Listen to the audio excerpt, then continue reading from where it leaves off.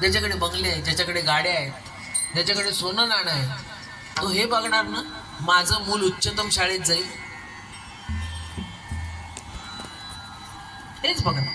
तेव्हा तुम्हाला जर का मनुष्य देह धारण करून उच्चतम डिग्री प्राप्त करून घ्यायची असेल, उच्चतम ज्ञान घ्यायचं असेल, तेव्हा कुठल्या युनिव्हर्सिटीत दाखल व्हाल तुम्ही? सामान्य मेकमे शिकवणाऱ्या का नुसतं शास्त्र शिकवणाऱ्या? नाही नाही नाही नाही, शास्त्र ज्या प्रतीतीने तुम्ही भोगाल त्या डिग्रीत तुम्हाला जायचं.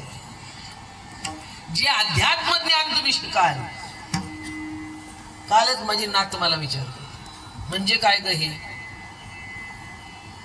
मी म्हटलं ही ज्ञानेश्वरी जी पुढे आहे ना ती ज्ञान आहे, आणि तू जेव्हा ते आचरणात असशील ना तेव्हा तुझा परमार्थ सुरू होतो.